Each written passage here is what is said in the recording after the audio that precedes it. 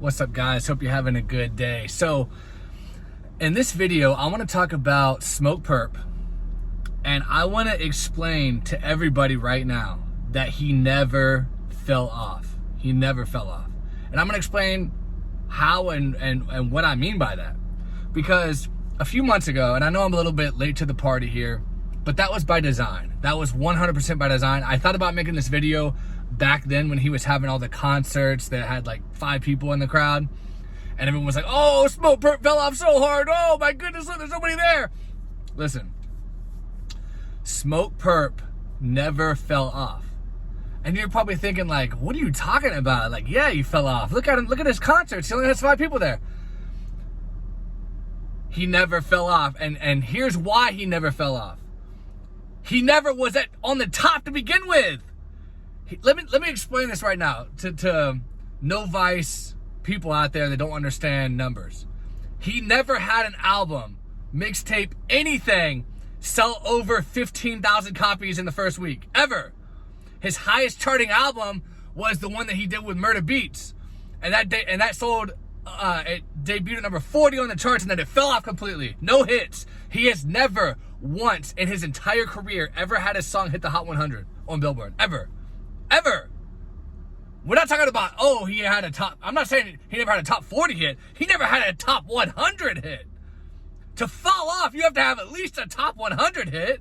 You know what I mean? Like when people talk about falling off, you could say like, before DMX died, like DMX fell off because he went from #1 selling 300K plus on every album to literally, you know, his numbers are going down. So he kind of fell off. You could say that. You could say, you could even say, who's a good example of an actual fall off? Kendrick Lamar. Kendrick Lamar fell off. How? He went from selling 600,000 to 300,000. That's kind of falling off.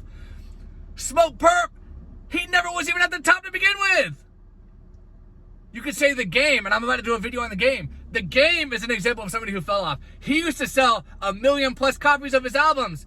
Now he can't even sell like barely 20K. That's falling off because The Game has had multiple top 100 hits.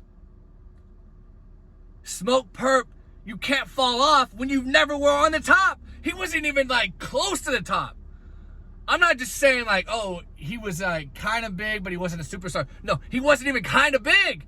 He was never on the radio, ever. Never on the radio. Not one of his songs was a radio hit. Nothing. He was never featured on a song that was a hit. Now, his buddy, his friend, Lil Pump, that's a different story. You could say Lil Pump fell off. You could say that because Lil Pump was at the top. He had the Gucci Gang song. Huge top 100 hit. Number 3. It got to number 3. Number 1 on the rap charts. Gigantic hit. Now, if you say Smokepurpp fell off, Lil Pump fell off, yeah. I'll grant you that. I'll give you that. Lil Pump did fall off. But he was at the top at one point. He got a $10 million record deal. Smokepurpp didn't get a $10 million record deal.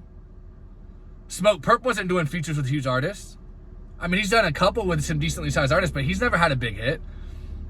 Yeah, he did some No Jumper interviews. And the only reason I'm going to be honest with you guys. The only reason anyone even knows who Smokepurpp is because of his relationship with Lil Pump. I don't care that he was rapping first.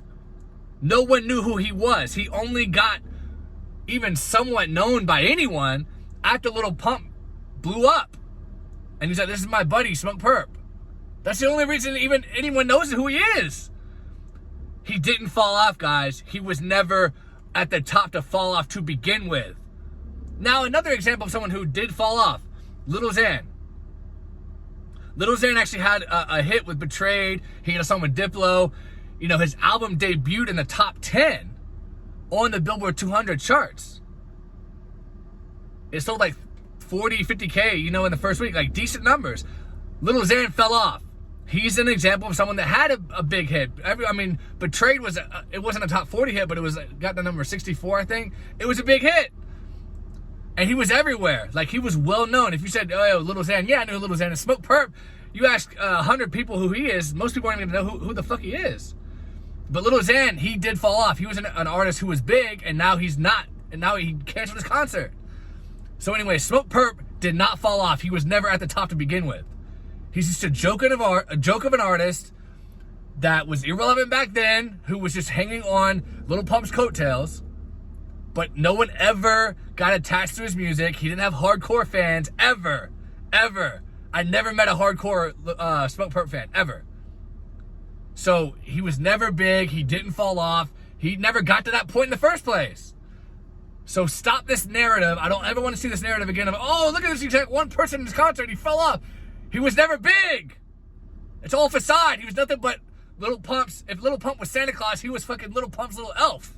You know what I mean? That's what he was. He was the elf, you know, putting the kid on Little Pump's lap. That's all he did. He was just lackey. He was Little Pump's lackey. That's all he ever was. He was never big. So thanks guys for watching. If you've never been here, please subscribe. Give me a like. Let me know in the comments some artists that fell off, some people you want me to do videos on, and I'll talk to you guys later.